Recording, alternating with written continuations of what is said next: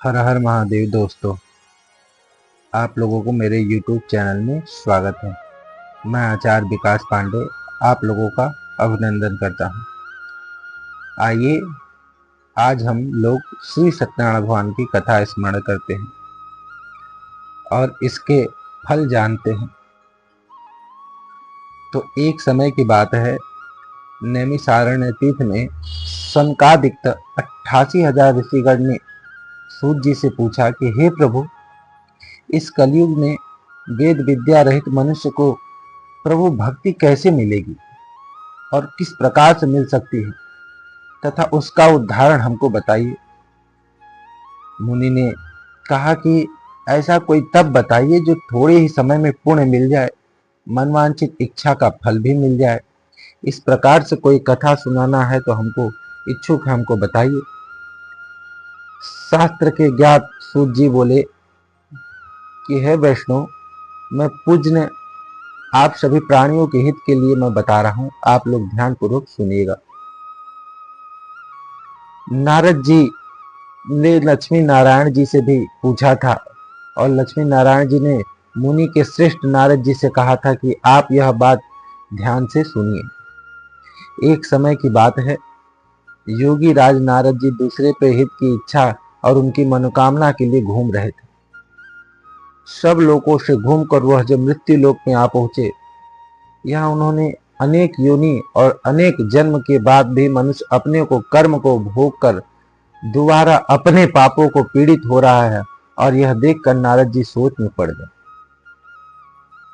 और वह निश्चित रूप से मान लिया कि यह दुख का अंत्यंत है और इसको दुख झेलना ही पड़ेगा। तो भगवान नारद जी यह सोचते सोचते विष्णु जी के पास पहुंच गए। वहां देखा कि ईशान नारायण की स्तुति करने लगे। हाथ में भगवान के चक्र, गदा, पद्म और वरमाला पहने हुए थे। स्तुति करते हुए नारद जी बोले कि हे भगवान, आप शक्ति हैं, आप संपन्न हैं, आप सर्व पापों को मुक्ति देने वाले हैं। मन तथा वाणी से आपको बारंबार नमस्कार है। भगवान की स्तुति कर विष्णु जी ने बोले कि हे नारद, यहाँ आप किस लिए आए हैं? हमें अपना मनोरथ बता सकते हैं और किस काम से यहाँ आप आए हैं? तब नारद जी तुरंत बोले कि हे प्रभु, मैं मृत्यु लोक से आ रहा हूँ। अनेक योनि में अपने जन्म में मनुष्य अपने कर्मों के द्वारा अनेक योनि से दुख भोग कर बार बार वह मृत्यु को प्राप्त हो।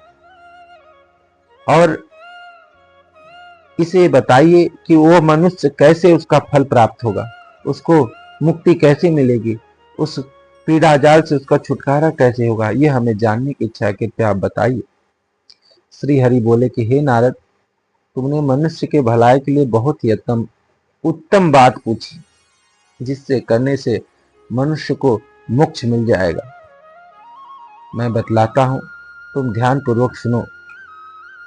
यह दुर्लभ उत्तम व्रत है जो पूर्ण देने वाला है। आज प्रवेश होकर इसे आप लोग सुनिए। श्री सत्यनारायण भगवान का यह व्रत अच्छी तरह से विधान पूर्वक करने से मनुष्य तुरंत ही सुख भोग कर मरने पर मोक्ष की प्राप्ति करता है। श्री हरि के वचन सुनकर नारद जी बोले कि इस व्रत का फल क्या है और इसका विधान क्या है? इस व्रत को किस दिन करना चाहिए? इस व्रत में क्या क्या लगेगा, ये भी बता दीजिए। नारद जी के कहे अनुसार भगवान विष्णु जी ने कहे कि यह कथा आप किसी दिन भी सायंकाल के समय श्री सत्यनारायण भगवान का पूजा कर सकते हैं। इसमें आपको पास जो कुछ सामग्री हो, भगवान को श्रद्धा पूर्वक अर्पित करें। ब्राह्मण को बुलाएं, ब्राह्मण से कथा सुने, बांधु बांधाओं के सहित यह कथा सुननी चाहिए। और इसमें केला, फल, दूध, धूप और गेहूं का आटा स्वयं लेकर गेहूं के स्थान पर साफ आटा रखकर उसका चूर्ण बना ले। अन्यथा यह सब आपके पास ना हो तो भगवान को स्नान ध्यान कराकर तुलसी दल का भोग लगा दे। इससे भगवान प्रसन्न हो जाएंगे। ब्राह्मण सहित बांधु बांधाओं को भोजन कराएं, उसके बाद स्वयं भोजन करें। फिर कीर्तन के साथ भगवान की भक्ति करें और उनका जयकारण करें और उनका व्रत पालन करते हुए इच्छित रूप से आपको मनवांचित इच्छा की प्राप्ति होगी और अर्थात कलयुग में मृत्यु लोक में मोक्ष की भी प्राप्ति मिल सकती है। इसी प्रकार भगवान विष्णु जी उनको बताए। भगवान विष्णु जी बताए अनुसार वह कथा सुनकर बहुत प्रसन्न हुए। इति ही श्री सत्यनारायण भगवान प्रथमोध्याय व्रतम। बोलिए श्री सत्यनारायण भगवान की जय। आइए सत्यनारायण भगवान का दूसरा अध्याय चालू करते हैं। सूत जी बोले कि हे ऋषि, जिसने पहले इस समय में इस व्रत को किया था उसका इतिहास जान सकता हूं, हमें सुनने की इच्छा। उन्होंने कहा कि एक सुंदरपुर काशी नगरी में एक अत्यंत निर्धन ब्राह्मण था। वो भूख प्यास से परेशान रहता था, धरती पर इधर उधर घूमता था। ब्राह्मण प्रेम से प्रेम करने वाले भगवान ने एक दिन ब्राह्मण का भेष धारण कर उसके पास जाकर पहुंच गए और उससे पूछे कि हे विप्र, तुम नित्यगत यह दुखी होकर क्यों पृथ्वी पर घूम रहे हो? दीन ब्राह्मण बोले कि मैं निर्धन ब्राह्मण हूँ, भिक्षा के लिए धरती पर घूमता रहता हूँ। हे भगवान, यदि आपका कोई उपाय जानते हो जिससे हमारा यह दरिद्रता दूर हो जाए तो हमें अवश्य ही बताएं। वृद्ध ब्राह्मण ने कहा कि आप श्री सत्यनारायण भगवान का व्रत करें, जिससे मनवांचित इच्छा फल की प्राप्ति है। और यह व्रत जो है मनवांचित इच्छा को फल देने वाला है, इसलिए आप इस व्रत को करें, जिससे करने से आपके सारे पाप मुक्त हो जाए। वृद्ध ब्राह्मण ने कहा, इसको किस प्रकार से किया जाता है? तो भगवान नारद जी जो वृद्ध ब्राह्मण का धारण किए थे, वो भगवान की सारी कथा और सारी विधि उनको बता दी गई। ब्राह्मण सुनकर बहुत प्रसन्न हुआ और कहा कि मैं इस कथा को निश्चय ही करूंगा। उसके बाद वह घर चला गया। घर जाकर शाम काल के समय उसे निद्रा नहीं आई, नींद नहीं हुआ। वह प्रातः चिंता करने लगा। प्रातः काल उठकर स्नान ध्यान कर कर वह भिक्षा मांगने के लिए चल पड़ा। भगवान की कृपा हुई, उस दिन ब्राह्मण को बहुत सारा धन मिल गया, जिससे वह बांधु बांधाओं के साथ मिलकर यह श्री सत्यनारायण भगवान का व्रत किया और व्रत को संपन्न किया। भगवान श्री सत्यनारायण भगवान का व्रत संपन्न करने के बाद वह निर्धन ब्राह्मण सभी दुखों से छुटकारा हो गया और अनेक प्रकार के संपत्ति युक्त हो गया। उस समय से यह ब्राह्मण हर महीने इस व्रत को करने लगा। इस व्रत के श्री सत्यनारायण भगवान के व्रत के प्रभाव से जो मनुष्य इस व्रत को करता है उसे पाप से मुक्ति मिलती है और मोक्ष की प्राप्ति होती है।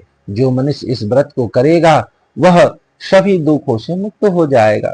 सूत जी बोले, इस तरह से नारद जी ने श्री नारायण भगवान जी का यह श्री सत्यनारायण भगवान का व्रत सबको बताया। कहा कि हे विप्र, अब और क्या हुआ? ऋषि बोले कि हे मुनिवर, संसार में उस विप्र से सुनकर और इस कथा को किसने किया था, हमें जानने की इच्छा है। कृपया आप कुछ सुना सकते हैं?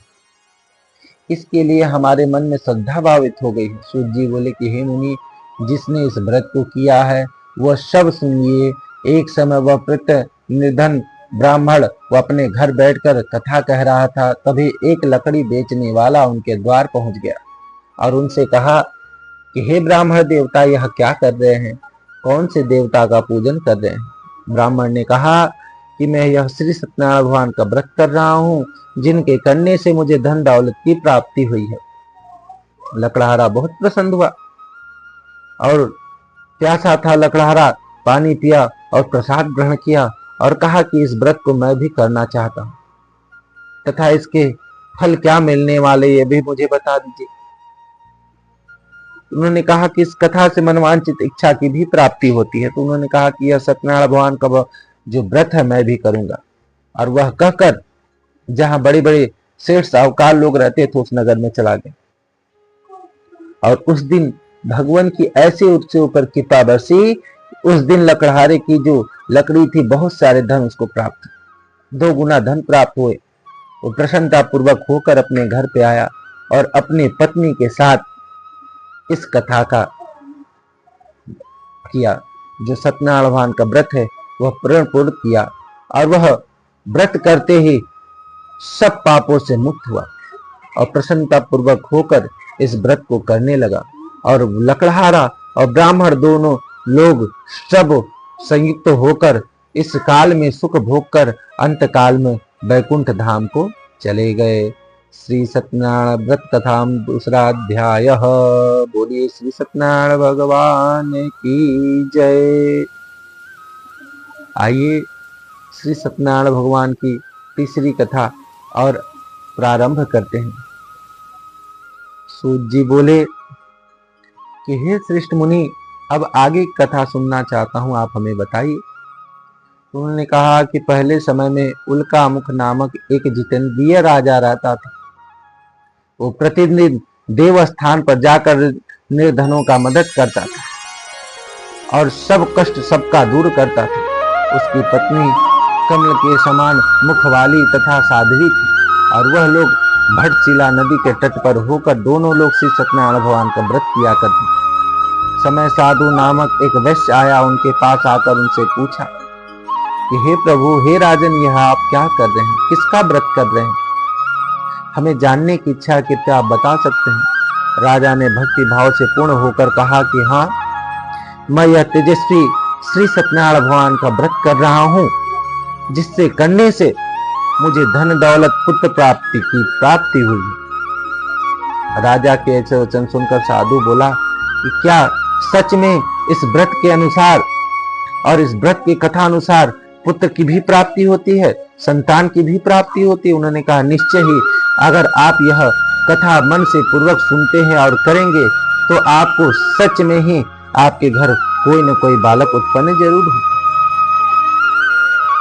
तो वैश्य ने कहा, व्यापारी ने कहा, इस कथा को मुझे बताएं, मैं भी करना चाहता। राजा ने कथा की सारी विधि उस व्यापारियों को बताई। वह सुनकर बहुत पसंद हुआ और साधु वैश्य ने अपनी पत्नी को संतान देने वाले इस व्रत का वर्णन किया और सुनाया। कहा कि जब मेरे पास संतान होगा तब मैं इस व्रत को करूंगा।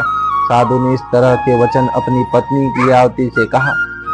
एक दिन लीलावती पत्नी के साथ आनंदित होकर संसारिक धर्म में प्रवेश हुई और सत्यनारायण भगवान की कृपा से गर्भवती हो गई। 10वें माह में उसने गर्भ से एक कन्या को जन्म दी। दिनों दिन वह कन्या बढ़ने लगी, जैसे शुक्ल पक्ष की तरह चंद्रमा बढ़ता है, अतः वह कन्या उसी प्रकार से बढ़ती थी। कलह कलह बढ़ने के वजह से उसका नाम कलावती रखा गया। एक दिन लीलावती ने मीठे शब्द में अपने पति को याद दिलाया कि हे स्वामी, जो आप श्री सत्यनारायण भगवान की कथा का जिक्र कर रहे थे, उसे संकल्प किया था, उसे पूर्ण कर दीजिए। उन्होंने कहा कि मैं इसके विवाह के समय इस कथा को करा दूंगा और मैं अपने पुत्री का विवाह भी कर दूंगा। और अपनी पत्नी को आश्वासन देकर समझा बुझाकर व्यापार के लिए चल पड़ा। व्यापार से कुछ दिन के बाद जब आया, देखा कि उसकी बेटी तुरंत बढ़ रही है। कुछ सखियों के साथ खेलते हुए देखा, तुरंत दूत को बुलाया और दूत को आज्ञा भेजा। कहा कि मेरी कन्या के लिए श्रेष्ठ वर खोज के लाओ।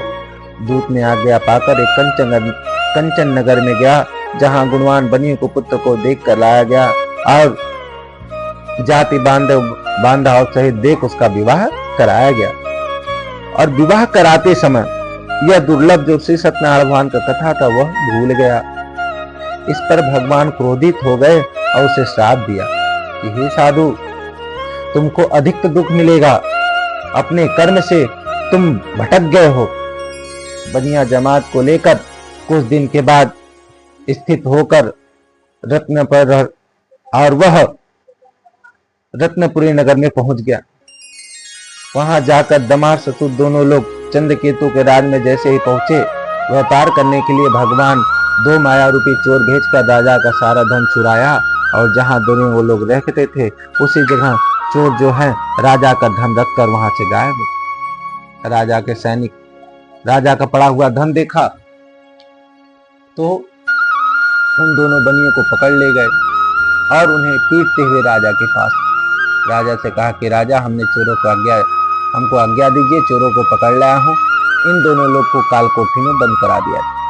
राजा बिना सोच विचार किए उन्हें कारागृह में डाल दिया और कन्या कलावती और लीलावती के घर में जो कुछ भी धन बचा था वो सब भी चोर चुरा गए। उनके घर में कोई खाने को नहीं बचा। वह इधर उधर भटकने लगी। एक दिन चिंतित होकर कन्या कलावती एक ब्राह्मण के घर जा पहुंची। वहां से सत्यनारायण भगवान का व्रत हो रहा था। देखा और सुना। कथा सुनकर प्रसाद ग्रहण कर वह रात्रि को घर वापस आई। माता कलावती से पूछी कि हे पुत्री, अब तुम इतनी रात गहन कहाँ थी? तेरे मन में क्या विचार चल रहे हैं? लीलावती ने अपनी माता से कहा कि हे माता, मैंने एक ब्राह्मण के घर मैंने श्री सत्यनारायण भगवान का व्रत देख कर आई हूँ। कन्या के वजह सुनकर लीलावती ने भगवान का पूजन की तैयारी करने लगी। लीलावती ने परिवार वह बांधु बांधव सहित श्री सत्यनारायण भगवान का पूजन किया और उनके वर मांगे कि मेरे पिता और जमात शीघ्र घर चले आएंगे। मैं यह प्रार्थना करूंगी कि मैं आपको क्षमा मांगती हूँ कि हे प्रभु, जो मुझसे गलती मुझे क्षमा कर दे। मेरे पति समेत वापस आ जाने चाहिए। श्री सत्यनारायण भगवान का कथा वो लोग संतुष्ट हो गए और तुरंत उसी दिन राजा चंद्रकेतु को सपने में भगवान दर्शन दिया। कहा कि सुबह होते इन दोनों बन्नियों को छोड़ दो, मैं तुम्हारा राजपाट नष्ट कर दूंगा। जो धन लिए हो उसे ढूंढो, धन देकर उसे विदा कर दो। प्रातः काल उठकर राजा ने यह सपने की बात सुनकर अपने मंत्री को बुलाया और सभी लोग का राय विचार लेकर उन दोनों लोग को छोड़ दिया गया। जो कुछ धन लिया था उसे दूना धन देकर आदर पूर्वक सम्मान के साथ उसको विदा कर दिया गया। कहा कि आप अपने नगर की ओर जाइए, आप पे कोई संदेह नहीं करेगा, और दूतों के साथ उनको विदा कर दिया गया। इति श्री सत्यनारायण भगवान व्रत कथायाम तृतीय अध्याय। बोलिए श्री सत्यनारायण भगवान की जय। दोस्तों, अब श्री सत्यनारायण भगवान का व्रत कथा है, चौथा अध्याय। आप लोग ध्यान पूर्वक सुनिएगा। सूत जी बोले कि हे वैश्य, वैश्य ने मंगलाचरण कर अपनी यात्रा आरंभ कर दी। अब वह राजा से धन लेकर अपनी ओर जाने लगा। नगर की ओर जाने के बाद जैसे अपनी ओर पढ़ने लगा, तुरंत भगवान एक दंडी भेष धारण स्वामी कर उससे पास पहुंच गए। जिज्ञासा पर पूछे कि हे साधु, तेरे नाम में क्या है? और अभिवाड़ी संयुक्त होकर बोलने लगे। अब वह देखकर आश्चर्य में पड़ गया। कहा कि ऐसा न हो कि कोई साधु के भेष में चोर डाकू हो। अब वह तुरंत भगवान से झूठ बोल दिया। कहा कि हे प्रभु, अगर आपकी पैसा लेने की इच्छा है तो आप हमसे पैसा ले लीजिए। उन्होंने कहा नहीं, मुझे पैसा नहीं चाहिए, मैं पूछ रहा हूँ तुम जा कहाँ रहे हो? उन्होंने कहा कि मैं व्यापारी आदमी हूँ, व्यापार से अपने घर को जा रहा हूँ, अपने नौका में धनिया मिर्चा इत्यादि यही सब भरा हूँ। भगवान कहे ठीक है, जाओ, तुम्हारा कहना सत्य हो, जो तुम कह रहे हो वही तुम्हारे नौका में होगा।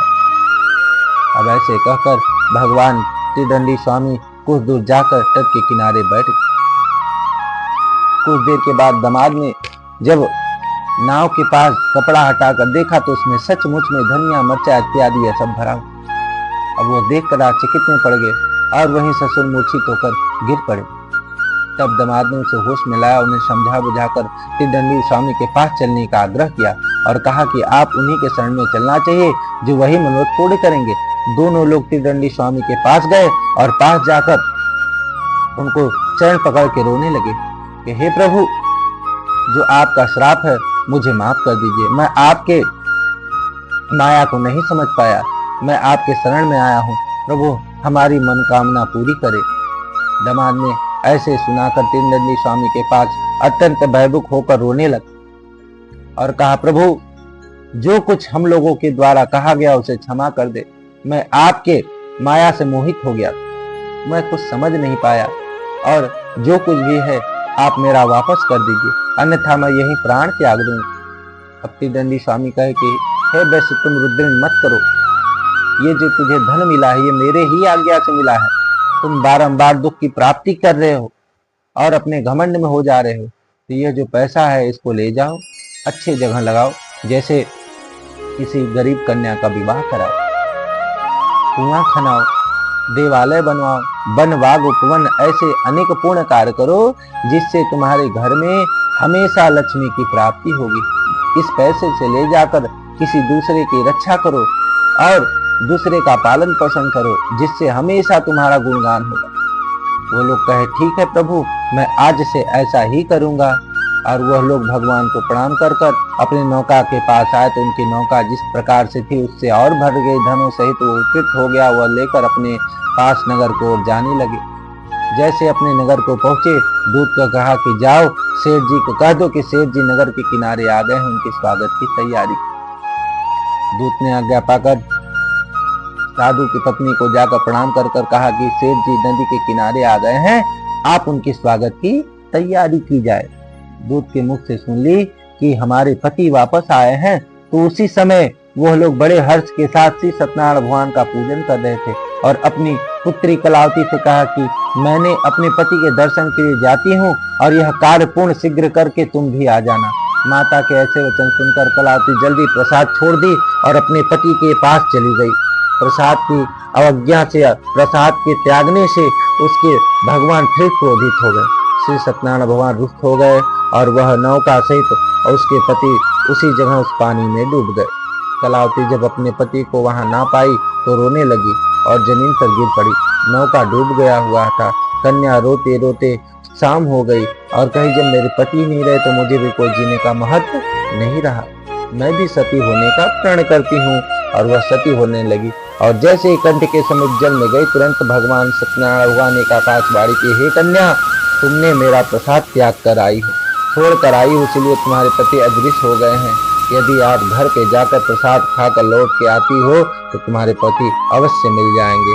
ऐसे आकाशवाणी खत्म हुई। कन्या तुरंत दौड़ी घर पे गई, प्रसाद ग्रहण करके आती है, उसके पति वापस आ जाते हैं। उसके पति के दर्शन होने के बाद साधु अपने बांधु बांधव सहित श्री सत्यनारायण भगवान का विधि विधान से पूजन करा और इस लोक में सुख भोग कर अंत काल में स्वर्ग लोक की प्राप्ति की थी। दिवाखंडे श्री सत्यनारायण भगवान चतुर्थाध्याय व्रतम महा। बोलिए श्री सत्यनारायण भगवान की जय। अब श्री सत्यनारायण भगवान का कथा जो है पंचम अध्याय है, आप लोग सुनिएगा। सूत जी बोले कि हे ऋषि, मैं अभी एक कथा सुनाता हूँ, ध्यान पूर्वक सुनो। प्रजा पालन में लीन होकर दुंगजसी नामक का एक राजा रहता था। उसने भगवान का प्रसाद त्याग कर बहुत दुख पाया था। एक बार वह जाकर वन में पशुओं को मार रहा था। बड़े पेड़ के नीचे आया और उससे ग्वाल बाल भक्ति भाव से अपने बांधव बांधव सहित भगवान सत्यनारायण का पूजन कर रहे थे। अभिवात में आकर राजा ने उन्हें देखकर भूमि का स्थान देखा और भगवान को नमस्कार भी नहीं किया। ग्वाल बाल राजा के पास प्रसाद लेकर गए, परंतु वह प्रसाद नहीं खाया, प्रसाद का त्याग कर दिया। प्रसाद वहीं छोड़कर अपने नगर को चला गया। जब वह नगर में पहुंचा तो देखा वहां सब कुछ तहस नहस हो चुका था। उसके जो पाप थे वो शीघ्र आ गए थे। भगवान ने ऐसा किया कि वह दोबारा ग्वाल बाल के पास पहुंचा और विधि पूर्वक होकर भगवान का प्रसाद खाया और श्री सत्यनारायण भगवान की कृपा से सब कुछ पहले से तरह हो गया और वह दीर्घ काल तक समृद्ध होकर वह सम पापों से मुक्त होकर स्वर्गलोक की प्राप्ति की। जो मनुष्य परंपरा दुर्लभ इस व्रत को करता है, भगवान श्री सत्यनारायण भगवान अनुकंप कृपा से उसे धन धान की प्राप्ति होती है। निर्धन है जो उसे धन की प्राप्ति होती है, जो संतान नहीं उसे संतान की प्राप्ति होती है। घर में अगर लक्ष्मी नहीं उसके घर में लक्ष्मी मनोरथ पूर्ण की प्राप्ति होती है। अंत काल में लोग वैकुंठ को प्राप्त करते हैं। सूत जी बोले, जिसने इस पहले व्रत को किया था अब उस दूसरे जन्म की कथा सुनाता हूँ। वह जो वृद्ध ब्राह्मण था वो दूसरे जन्म में सुदामा नामक का ब्राह्मण हुआ था, जो श्री कृष्ण से मोक्ष की प्राप्ति की, और जो लकड़हारा था अगले जन्म में निषाद बनकर मोक्ष की प्राप्ति की। उल्कामुख नामक राजा था, वो दूसरे जन्म में राजा दशरथ हुए थे, वैकुंठ को प्राप्त हुए। साधु नाम वैश्य मौध्वज नाम बनकर अपने पुत्रों को चारों चित से होकर मोक्ष की प्राप्ति की। महाराजा दुंगजसे नामक का जो राजा था, संयुक्त में कर्म को पाप भोग कर वह श्री वैकुंठ धाम को प्राप्त किया। तो भगवान कहें कि जो इस कथा को किया उस कथा के सभी लोगों को दूसरे जन्म की फल की प्राप्ति मिली। तो यह कथा कलयुग में विशेष फल देने वाले हैं। इससे आप श्रद्धा पूर्वक करें, सपरिवार के साथ करें और इस कथा के करने मात्र से आपके सारे कष्ट सारे पाप मिट जाते हैं, इसमें कोई संदेह नहीं है। बोलिए श्री सत्यनारायण भगवान की जय।